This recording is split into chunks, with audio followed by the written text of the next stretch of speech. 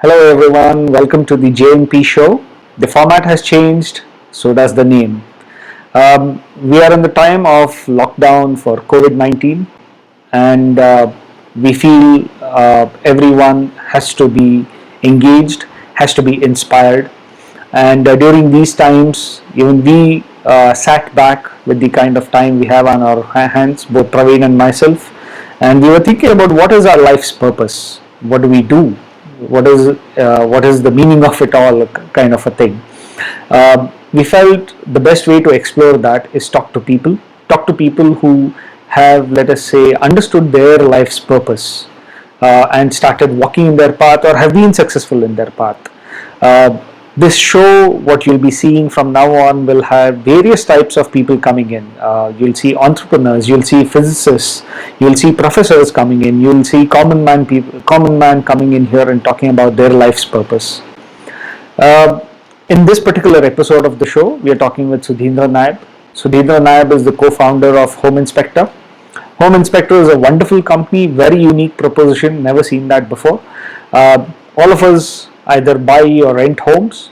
HomeinspecKtor comes in just before you finalize the deal on either of this to inspect your home for all the civil qualities or for all the electrical qualities or the plumbing qualities and things like that. And they have a very, very experienced team who go through a very detailed checklist on inspection of whether the home is ready for taking in, whether you either whenever you're buying it or even if you're renting it. Do look them up; they're very, very interesting. And in this episode, we are going through the journey of what has made Sudhindra Naib go through the journey of becoming an entrepreneur, to all his ups and downs in being an entrepreneur, from getting out of a large corporate to starting out his first venture, and to finally now HomeinspecKtor, which is a very successful startup. We wish to see more number of people on this show, and we have lined up quite a few people. But as we are running it on our own cost, what we ask you is the least of at least like, subscribe, and share, which will keep us motivated to bring in more number of people. And of course, please do comment a lot, because we want a lot of people coming in. We want your feedback, without which we will not correct ourselves if there's any wrongs we are having, and improve the show. A lot of the details of the show of Sudhindra Naib, of HomeinspecKtor, everything is in the links down below. But for the kind of length we have started talking, we do understand that for some people it will be interesting to see a shorter version of the show. So what we have done is we have cut very, very crucial clips of the show, which we feel is very interesting pieces of conversation with Sudhindra. And we are putting it up in a separate sister channel of J&P Shorts, and you'll be able to see the same content in a much shorter format in the clip format. We are also launching a podcast on Apple Podcasts and on Spotify, so that if you're going around your garden walking, or if you are just exercising, or you just want to listen to it and not see it on YouTube, now there is a possibility of listening to the entire episode. So as I said earlier, please do like, subscribe, share, comment. This will keep us going. It's a lot of motivation for us to bring in new people, to bring in all the rich experiences of different people to us and to you in this channel. Let's jump right in, speaking with Sudhindra Naib from HomeinspecKtor. Jumping right in, what made you become an entrepreneur, or why in the world, leaving a safe corporate job, you wanted to jump into something like all the way into entrepreneurship? What's the story? Yeah, Jen, great question. I think SAP actually has a lot to do with it. And this was say 2007, 2008. I joined by design, right? I was with SAP ERP HCM, and then I joined by design, and we had this whole A1S and stuff that I'm sure your viewers know about. Yeah. A lot of innovation initiatives were happening within SAP, right? One such innovation was the introduction of mobile. Android was picking up. iPhone was introduced in 2007. Yeah. So we were figuring out how we can use mobility, especially in old context like ERP, right? Or even by design, or in a so a company like that. Yeah. So I've always been kind of behind innovation, and not just for the face of it, but actually really interested. In fact, some of my patents have come at SAP, where I've tried to automate processes better, like payroll and things like that. Yeah. And one of the things that I focused on towards the end was basically something called clock in, clock out, right? It was way for people to SAP, especially consultants and people like that, to automatically record their time without having to explicitly go to the CATS transaction, right? Yeah. Why would you want people to go in and record 8 hours every day blindly? If you have something in your in your pocket that can actually do it for you based on the location, right? You enter the plant, you leave the plant, the info is already there. Yeah. So that became quite a hit within SAP. So we went to Vegas, pitched it, and won some prize and all that. But then, unfortunately, and maybe the SAP lovers should not hear this part, it hit a glass ceiling there, right? Like any other corporate, actually. Exactly. It's not SAP specific. That part I agree. See, the goal of every entrepreneur is to productize his innovation, right? It's Absolutely. not innovation for the innovation's sake. You want to productize it, you want people to use it. And that's where, we had some challenges, let me say, in terms of having to, get through the different layers that were within the management to make sure that people can use it, right? Right. And then I was convinced at that time. I was very convinced that mobility is the way to go. It was picking up. I was very sure that India will catch on to using the iPhone or the Android devices, and that's where I felt that going out of SAP and doing something on my own would help me scratch that itch better, and so that's where it started. Yes, there was a big what if, right? But then, like all Indian middle class entrepreneurs, I had a safety net. I did not quit SAP until I had my next venture kind of already ironed out or figured out, wherein I was doing some mobility consulting to a foreign company. So I had some of my bases covered, but it was, as you said, it was always a big challenge. Why would you want to leave the confines and such a great company like SAP, right? That was there. But this was the segue. This was the trigger behind that, and I haven't looked back since. Awesome. So how did your family take it? Were you married already by then, or how was the scene on the family side? So the family, I think, to be honest, they didn't know what to expect. Okay, because of course, more than my immediate family. Of course, I had a wife and a kid, and the kid was about 4 or 5 years old. It was okay with them. They were not too concerned about because I gave it a year. I said, okay, I already had a deal with the manager at SAP who said, okay, I'll wait for 1 year for you as well. So there was no problem there. So AppZui was the birth out of the first venture, in the sense the first venture was AppZui. It was AppKicks, and I apologize for the similar names. Okay. AppKicks was the first venture that came that was started immediately when I left SAP. So AppKicks was this mobile app consulting company that worked with with Liquid Analytics, a US-based company that used to develop mobile apps on top of SAP. So see the progression, if you'd like, was also kind of not too far away from what I was already doing at SAP, right? The question that I would like to put here at this point is, do you really see that if you need to be an entrepreneur, you need to have a certain domain and you need to have a certain background, and you have to go deeper into that background, or because you have done both now? You have done HomeinspeKtor, which is like diametrically off software, off everything else. And you have done AppKicks and AppZui, as you said. Out of the experience, do you think you need to have a solid background in something and then start off in that domain, or do you think you can take a risk and start out differently? See, my point is, that's a very good question, Jayant. My point is that if it's your first venture, and you do not have a history of entrepreneurship in your family, you don't have somebody to guide you, I would say stick to your strengths, because there is no unknown when it comes to at least one unknown is taken care of, right? You're leveraging something that you already have, and then you're trying to identify a need for people within that domain. So it makes it easier, relatively easier than saying, okay, it's a new domain, it's a new thing, I don't even know where I'm going to get my money, and I don't even have a sense of what people want. Then it's like, a lot of unknowns. So maybe eliminate one unknown there, and then that will probably help you. But then if you're in the wrong place, right, which I was not, but if you're in the wrong place, then that might sometimes become a constraint, right? The outside world doesn't have any need in your domain. How do you do anything at all there?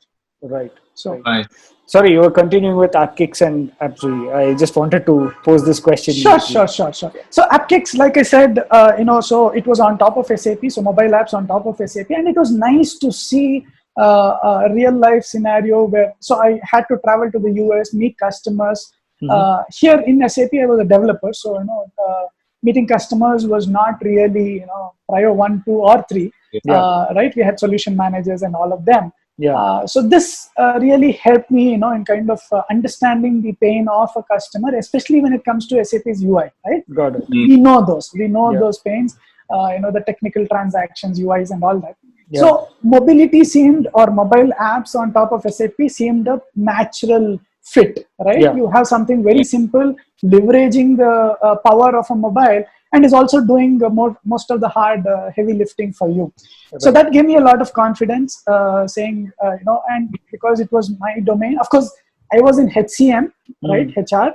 The app was in supply chain and in CRM and things like that. Now, the world outside doesn't really divide you into HCM and CRM and SCM, right? Yes. When you go to a customer in the US, that guy says you're an SAP expert, you're an SAP expert. He doesn't really care about your functionality or, Exactly. So there was a learning curve, right? I had to pick up other things, but, once you know what to do and where to look, right, it's not too difficult.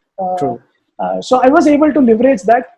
But then 3 or 4 years into AppZui, AppKicks, I realized that while my goal was entrepreneurship, this was like, okay, I was getting a lot of customer experience, I was getting a lot of money as well, but this was not something out of me in terms of, okay, this is exactly what I needed to do in terms of entrepreneurship. So see, my goal always has been that I want something that is, and now, especially with the announcement yesterday, when I say make in India, it has a different connotation. But my whole idea was an Indian startup that really, is a product startup that addresses challenges worldwide. So that was my goal for, from AppKicks. The beginning, right? Okay. That was AppKicks as well. But the growth path there was more in terms of satisfying somebody else's vision. Though I learned a lot, I still said, okay, I have to draw a line in the sand where,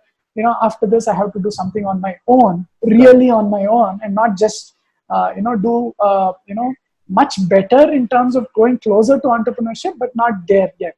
Right? How big was AppKicks?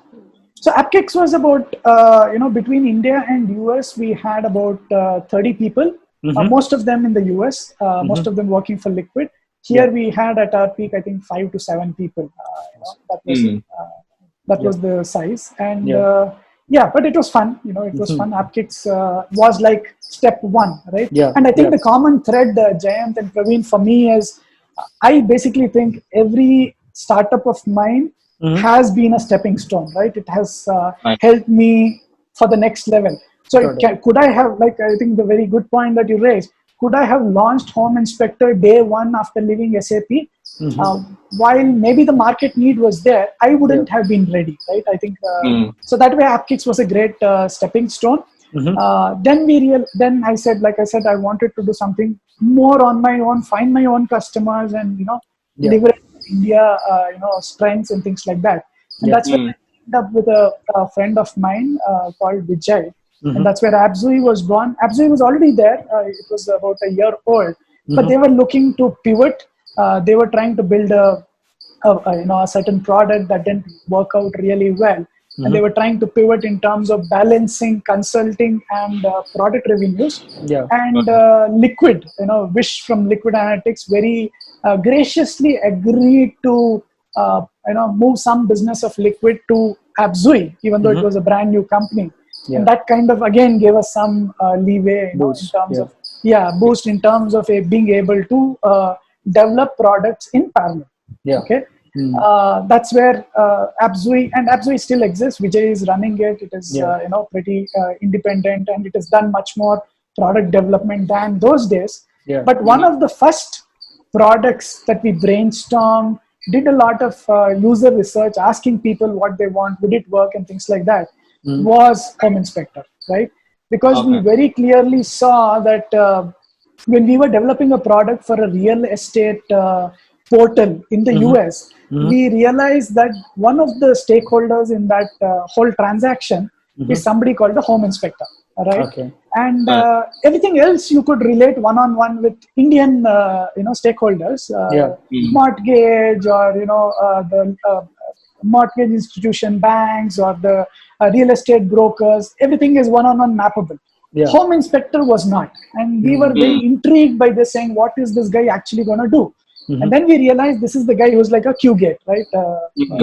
He's a Q gate. He basically makes sure that the house is indeed of the right quality, so that the person who's buying it can actually go ahead with the transaction. So it is a situation where an existing house, when it is being sold, the buyer gets an inspection done to make sure that the quality of the house is what is promised. If not, he has the right to get away from the whole transaction. Absolutely.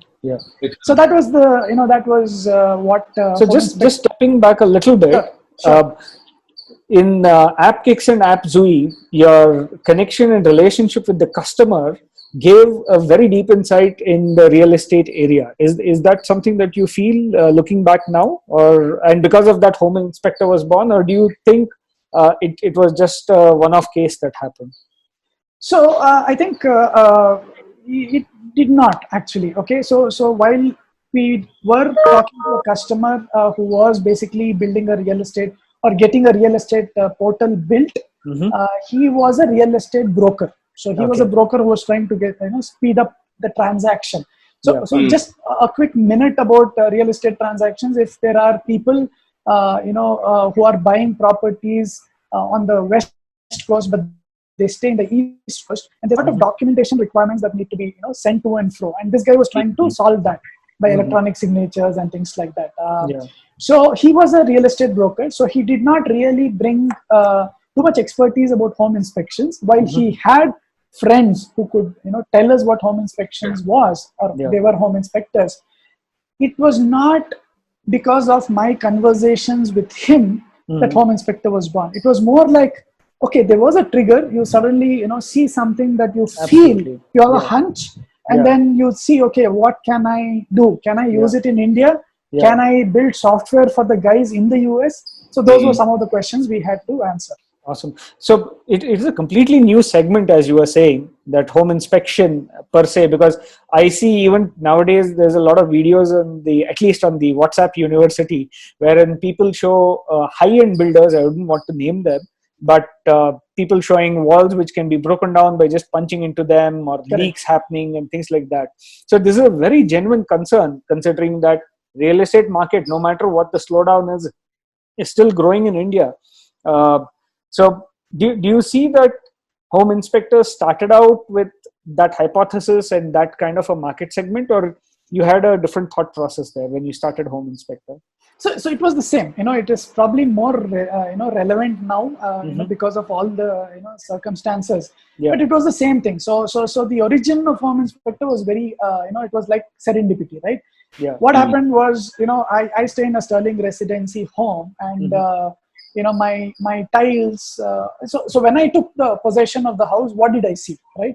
I saw, okay, if everything looked good, right? Because I'm a mechanical engineer. I'm not a civil engineer or an electrical guy. Does everything look good? Are there any blemishes? And it's more like, okay, is there enough sunlight in the house and things like that, right? So it's very, very superficial. There is absolutely no science behind it. It's more like, okay, and you have 10 minutes, right? You don't even think that you need a detailed check of what the builder is giving you.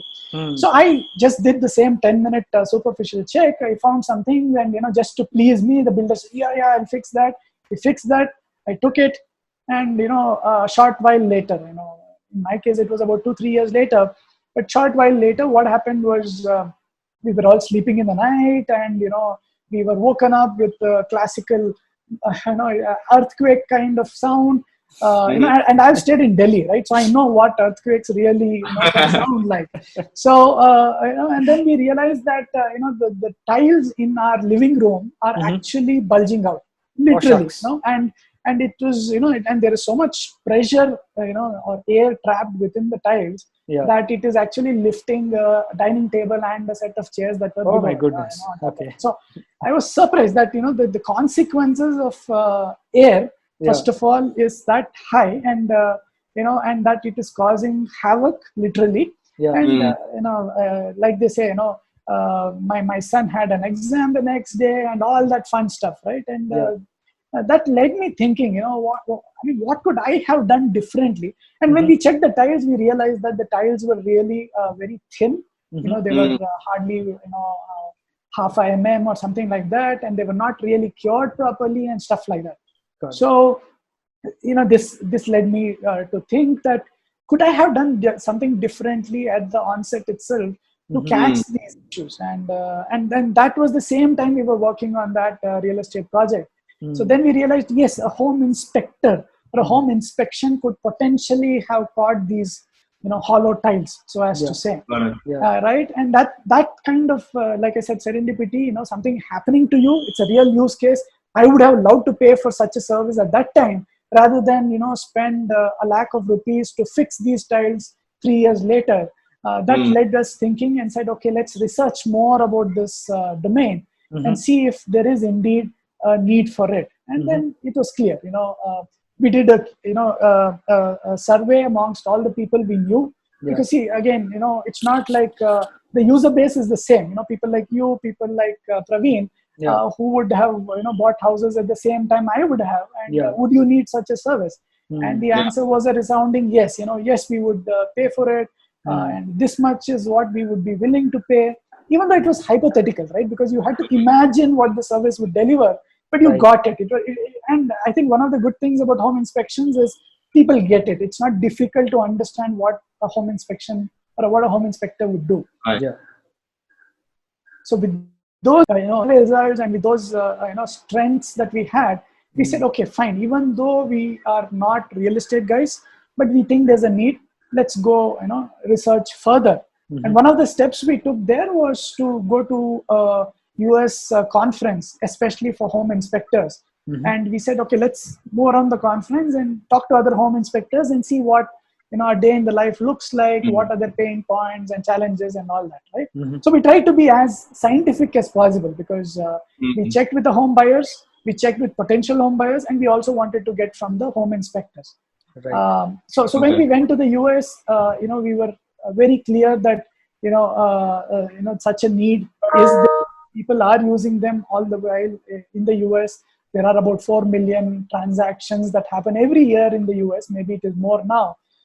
So it seemed a real use case. But that's where, to answer your question about core competency, one of the first things we thought about is, should we actually come up with an app for home inspectors, right? So our initial idea was to come up with an app to help home inspectors perform their job better.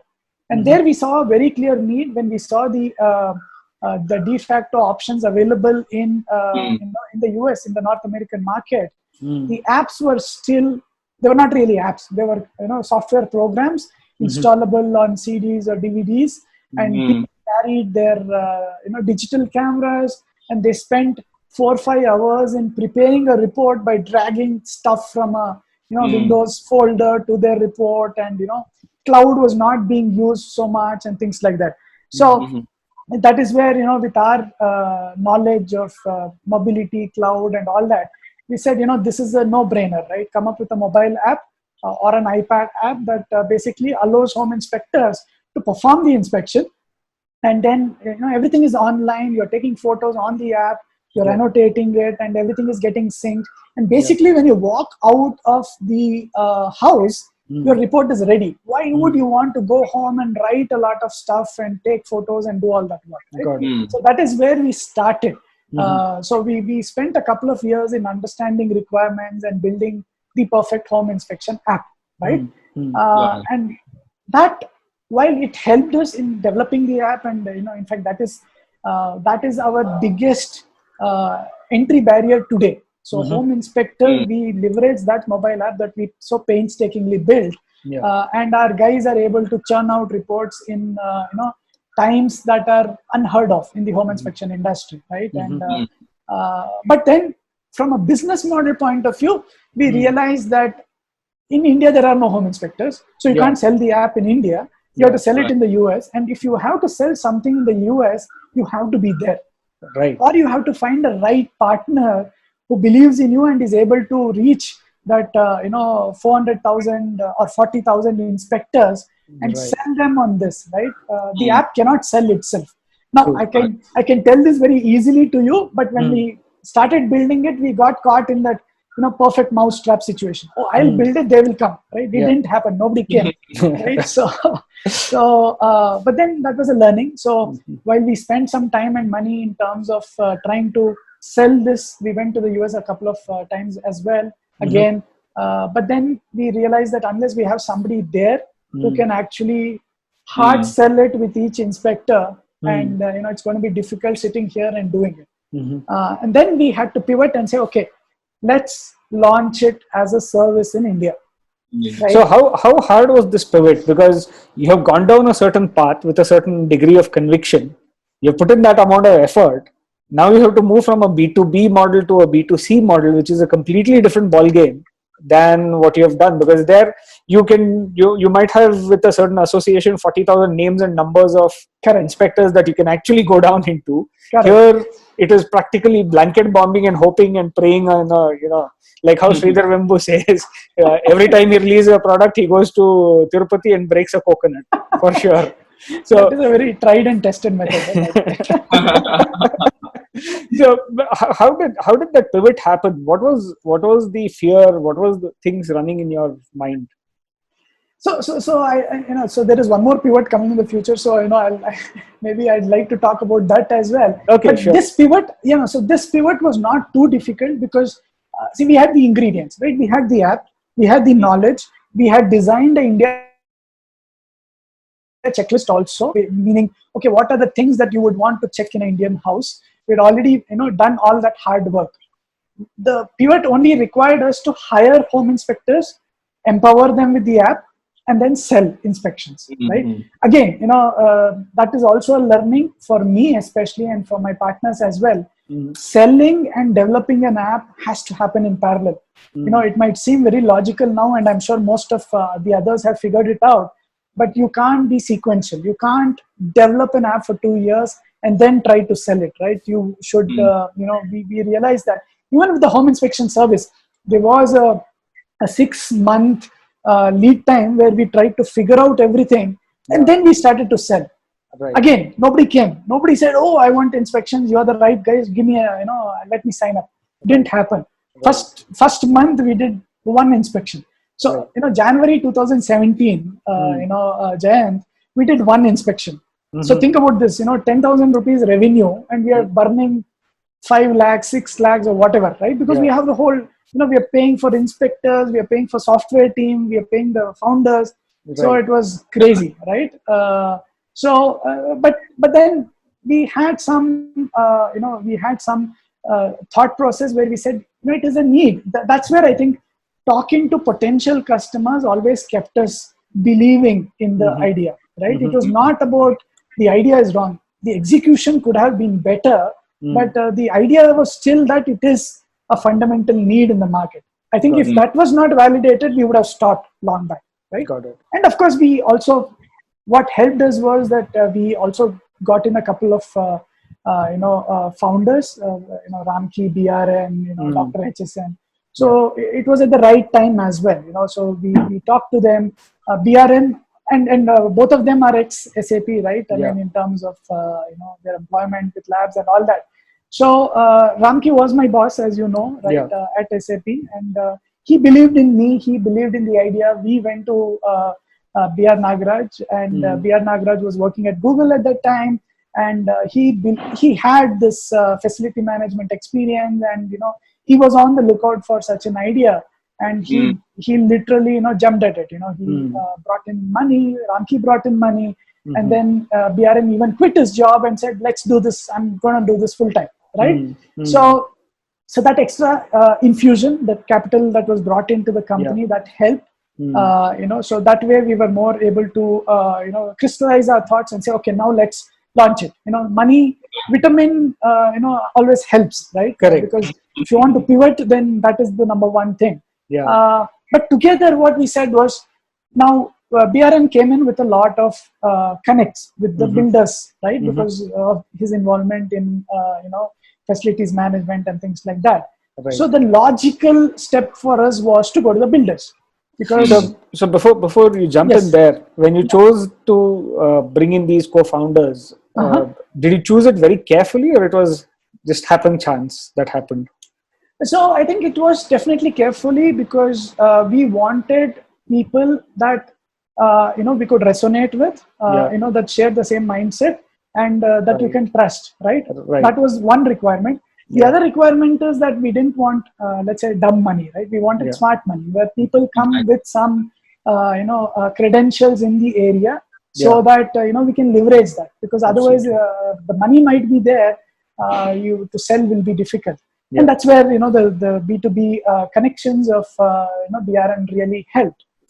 However, we spent a lot of time and money talking to almost 150, 200 builders all over India, right? Right from Gurgaon, we even flew to Dubai to meet the CMD of Shobha, Mr. Menon. Everybody loved the idea. Okay, so when I say they loved the idea, they wanted it implemented in their company. Okay, so we were excited. Okay. So think about it. Somebody like Shobha says, do home inspections for me. We're talking thousands of inspections. Right. Somebody like Prestige says it, it's a bulk, right? Absolutely. In B2C, you have to fight for every customer, right? Every customer you have to convince. It's a high cost of acquisition or whatever, right? So we said, let's take the easier path, and a path where you can leverage your skill sets. Your founder, one of your founders already has that connection. Let's do it. Right. But then, we were not prepared for the time it took for us to convert. While the top, the everybody wanted it, but then the middle management was always pushing back. And because see, it's not that the things that we do are not known to the builder or the people working for a builder, right? I mean, everything is built. We are using tools that they can also use. But then why don't they? Is the question that we are trying to answer, right? And it's like an example with software, right?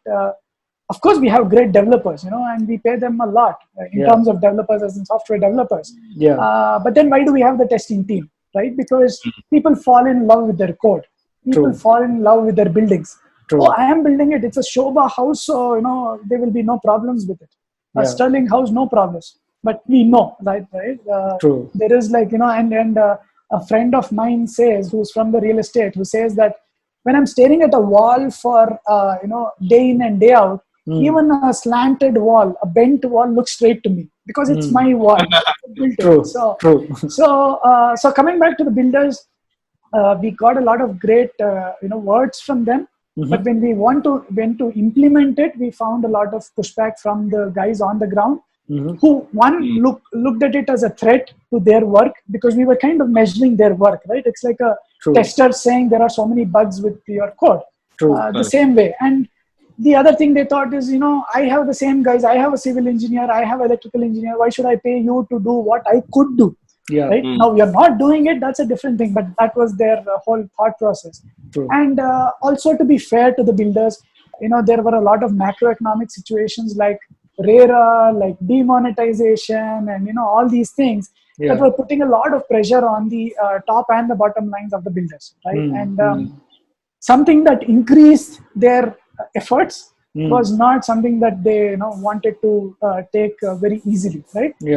So therefore we found that, okay, while we a lot of doors were opening for us. We were not getting business. And builders are also notorious for paying what is due to others, right? I mean, because of their cash flow problems and all that. Right? Absolutely. So anyway, so we did this for 6 months or 6 to 8 months with very a few inspections. We would have done, maybe 10 or 15 inspections in 6 months, and we were burning cash like anything, right?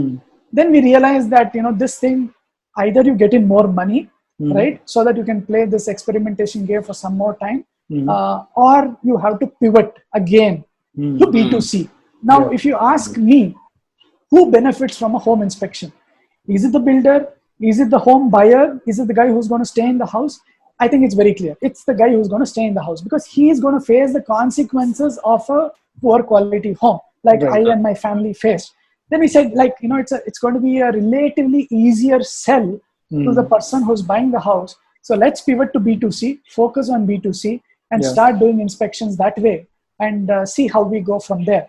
And if you remember, that is where we got a lot of feedback also from, right? The B2C guys. So January 2017, we started pivoting one inspection a month.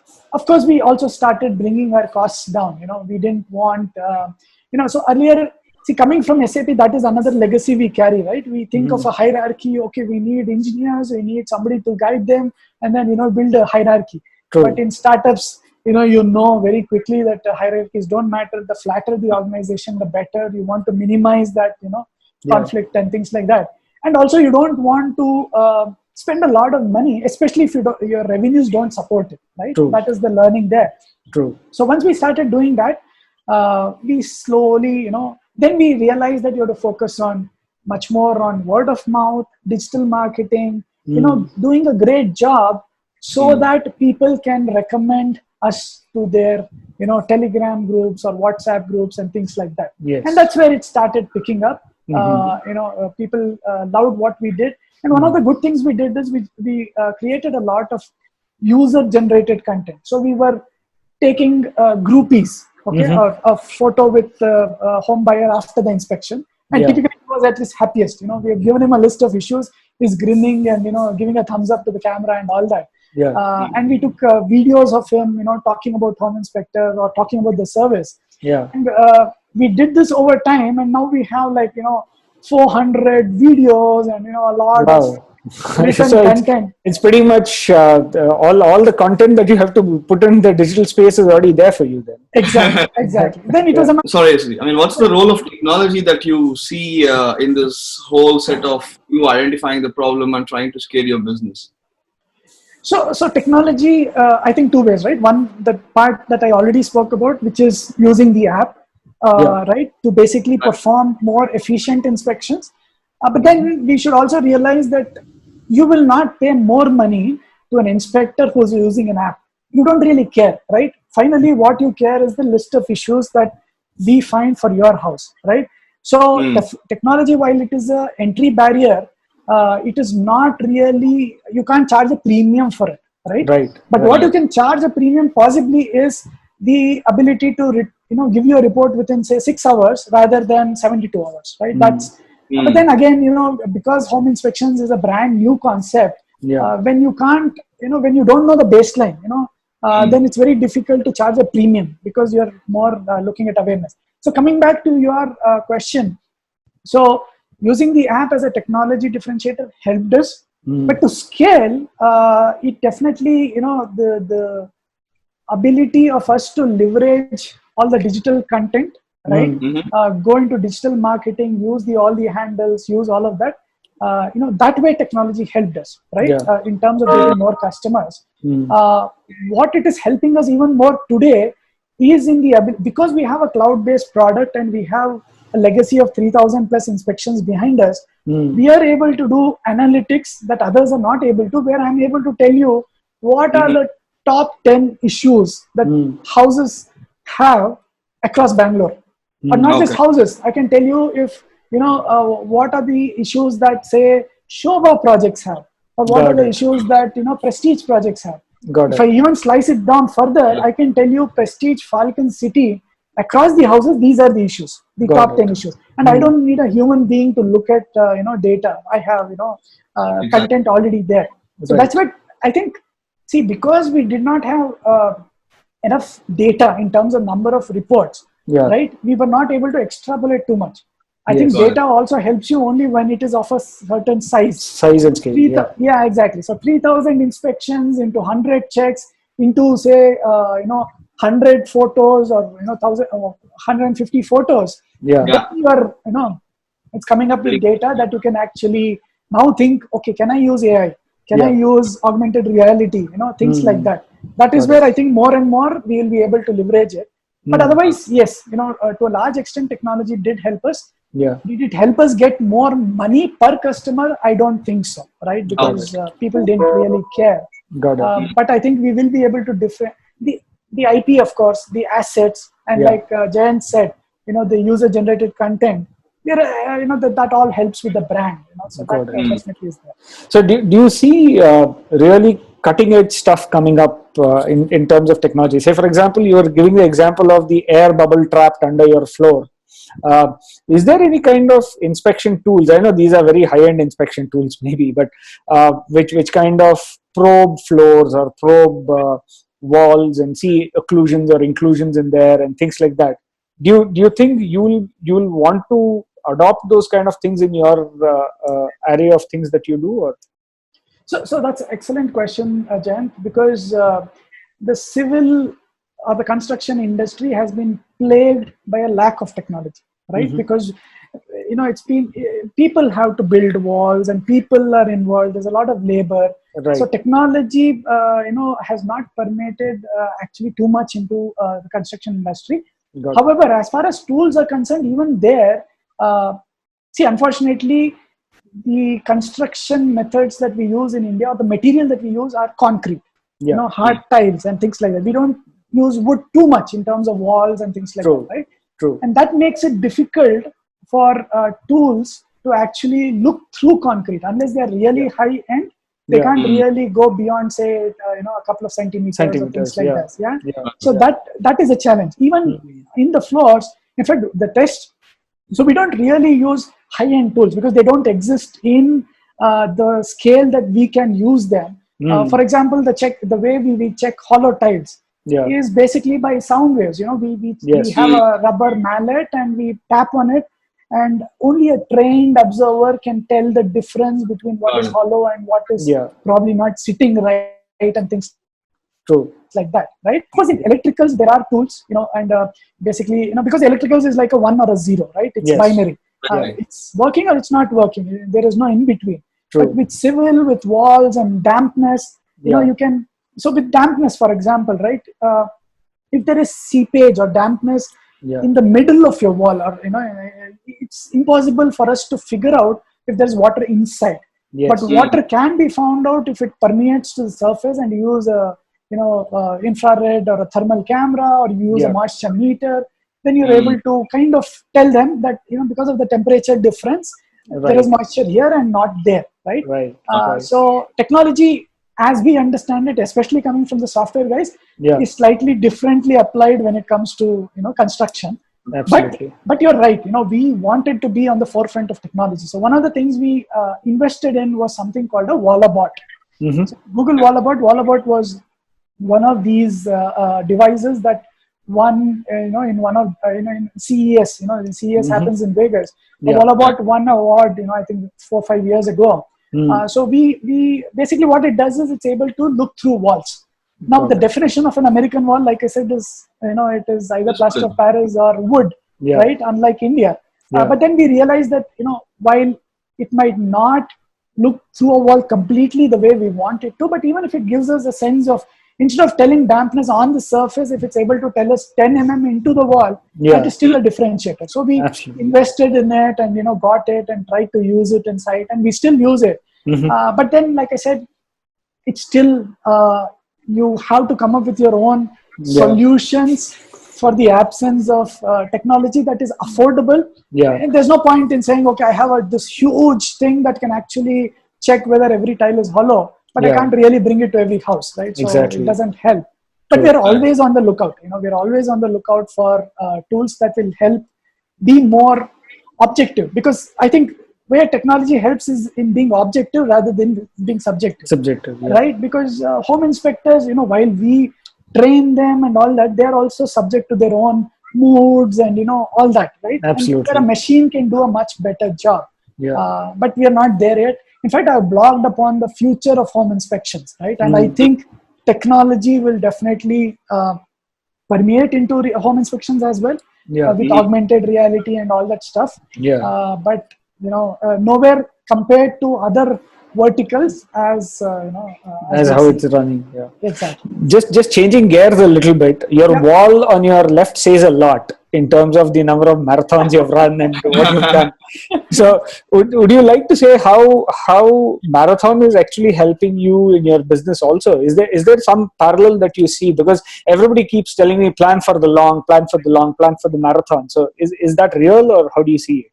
So again, I mean, Jayant, excellent question. In fact, I plan to blog about this. How running has made me a better entrepreneur, especially marathon. So the similarities are very, very apparent, right? I mean, I was not a runner for a long time. Okay, I just started I think 2017. Okay, and I couldn't run more than 2-3 kilometers, and that 2-3 kilometers wasn't like an achievement for me, right? And then I couldn't imagine how people could run 5K or 10K, let alone a half marathon, which is 21K. But then I realized that you just have to take one step at a time, right? And you just have to suppress those thoughts that are telling you to stop, and just put one foot in front of the other. And it's the same with a startup. And the other thing being that, okay, if you have the right company where there are people who have possibly done it before you, or people who are willing to do it with you, then the whole ride becomes easier, right? Because it's not. And then you also have tangible goals, right? When you achieve a 2K, you have some a great feeling. When you achieve a 5K, you have a better feeling, and you're constantly challenging yourself. True. 5K becomes normal, then it is 8K, then 10K. Similar, it's like a KPI that you use for startups. You've done 40 inspections a month. Next month you want to do more, right? So I think it definitely helps entrepreneurs in terms of if you're running, and if you're if you're able to achieve goals when you're running. It teaches you that anything is possible. Or let me put it this way: it's not about anything is possible. It is about things that you thought were not possible are actually possible. Very if you're prepared to train hard and things like that. Right. And also, especially when it comes to running, I use that that 2 hours when I'm running to actually brainstorm a lot. Right. And that because you can't really run with an iPad or with a computer. Your mind is free, right? Yes. You're basically, and you're looking at distractions from the pain of running, right? And distractions, and I've realized that when you're thinking about, okay, what can I actually brainstorm about? How can I improve sales? How can I make my website look better? How can I get more customers? If I just put that problem statement in me when I start running, I realize that at the end of the half marathon or whatever, I have some good to-dos. I have some good ideas where it's only me time. I've thought about something, and it's a matter of noting them down and trying to make them happen.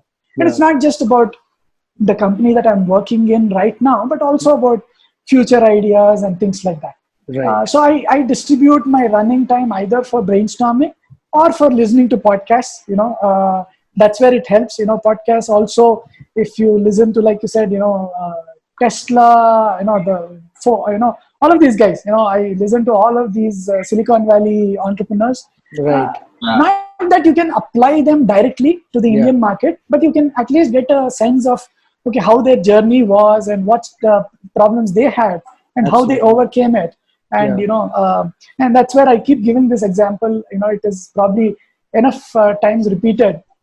Overnight success takes about 7 years, right? That's what they keep saying. And we only see it in the 8th year where we see progress, and we think, Paytm or Flipkart existed, or it just, introduced an idea and became a success. It didn't. They existed for a long time, and something worked in the 7th or 8th year. And, even this, I'm sure the Chinese bamboo example you would have heard, right? So, without going into it, so you need to be there for the long haul. And what better Absolutely. long haul than a half marathon or a marathon, right? So Exactly. So that's the true. similarities. So true. So true. And I think the pain is worth all that effort that you go through also. Absolutely. Yeah. Absolutely. Yeah. Absolutely. So a little bit more deeper and a philosophical question. Sure. I read your blog on the Diwali night that you went through. Sure. And sometimes things are more important in life than just business or than just Correct. career or Absolutely. everything else. No, actually, always they are more important than. Yeah. Yeah. So after that event, what do you think is the purpose of life for you? So I think the purpose of life for me has to be being a better human being. I think that was always the mindset and the goal that I had. The way that my parents brought me up, my father especially. Yeah. Being a better person, I think, was the most important thing. Yeah. Always, right? How can I be better than the person I was yesterday has been my target and my goal. And of course, it's not about only being nice to other people, right? It's about creating. I have started redefining that as a better person also means not just about your character, but also means meaning something to the world. You've been put on this world for a reason, and it is not just about bringing up a family and ending that, right? Well, that is important. That is given. I think the most important, profound impact I have is on my son, right? That will not change. Yeah. So to make sure he grows up right would be my most significant achievement, right? Yeah. Having said that, it is beyond that, and I think especially for kids, the way to groom them is by living a life that you want them to aspire for, right? True. So even today, when me and my son and my wife sit and watch a lot of these Shark Tank, episodes, reruns, and all of these. The way he responds, the way he kind of questions the valuation, or tries to predict whether a particular company will be funded or not, tells me that yes, by trying to be somebody that somebody else is aspiring to be, is a significant thing, and that's how I've tried to be in my companies as well. It's not about being okay, I'm the boss, you are the subordinate, do this, right? Yeah. And that's where I think SAP, my profession or my professional life at SAP also helped. Where at SAP we don't really have that huge, line of command where it's like, okay, this is what we tell you, do it. But at least I was given a lot of freedom, and that's the same way I've tried to inculcate in my, in my employees as well. It's never about okay, it's more about innovation and see how you can challenge yourself to be better people, better human beings. At the same time, you're addressing something that makes, as a company, you're addressing something that makes, that's adding value, right? If I've been able to, provide employment to about 100 people over the last 10 years, then it is worth something. Because I know in the past, people only used to focus on, okay, I work for HMT or I work for BEL and I bring up my family, that's it, right? Of course, they were great people. My father was one of them, working for the defense and all that. But then I think, luckily, because of that hard work, we are in a position to do much more than, what they could do, right? Absolutely. And that's where we try to pay back. And I think it makes sense in doing something that is valuable to the society. I think that is important, It might not be a non-profit, right? Or it might not be only kind of a social cause. You can do that in parallel. But I think it should add value. Somebody should be willing to pay for it so that you can provide employment to more people. So coming back to your question, yes, be a better human being, be a better entrepreneur. At the same time, don't lose the goals of why you have set out to be an entrepreneur, right? It's not to run a charity, right? If you had to run a charity, in fact, you won't believe it, Jain, one of the pivots, especially in Absui, we thought, should we run this as a charity? Then you're not, you don't want customers, you're more looking at, okay, how can I impact most people, then your target is something else. Right. But no, let's do this, because it's easier to be charitable when you have money to be charitable, right? Otherwise, then, true. oh, I will donate 1,000 rupees. You can influence maybe 5 people, right? Right. Today I can do much more, Absolutely. right? But I also think, especially when it comes to charity, just one closing comment on that.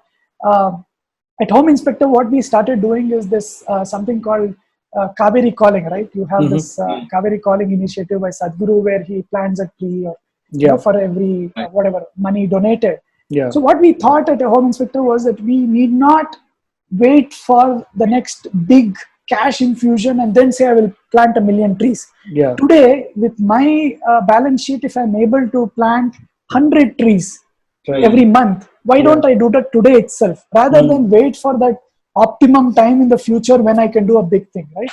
So I think all entrepreneurs should actually think that, it doesn't need a lot of money. You can actually start making a difference, right now. And I think we should do it.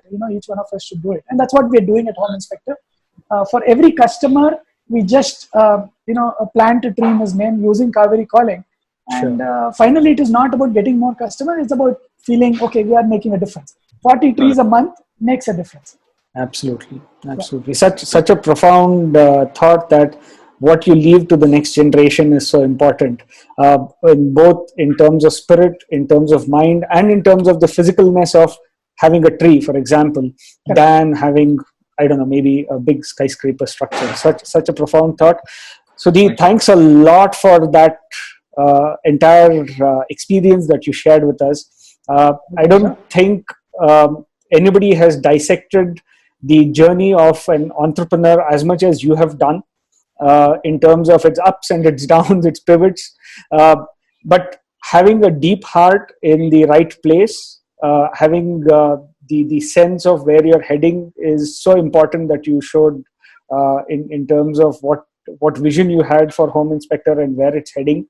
And moreover, being the right human, being a good human, is something that is a great message that you are trying to show us also. So all the best, and I hope there are many more HomeinspecKtors and many more Apzuis, and all being successful in measures of whatever you think it has to be. All the best for you. Thanks a lot, Jayant. Praveen, I think I must also compliment you guys on the, it didn't feel, first of all, you spent almost an hour and it didn't feel an hour. It was like, natural. And I think the questions that you guys were asking were kind of, the stepping stones for, whatever I had to say. Thanks a lot. You guys are doing a great job. Much appreciated. And I'll talk to you sometime later, guys. Absolutely. Well, definitely. Maybe the next pivot of yours, we will again pull you back in. We'll pull you back in. Absolutely, Praveen. It would be a pleasure. It would be a pleasure. Sure. Thanks a lot. Thank you so much. Thanks a lot, guys. Take care. Bye.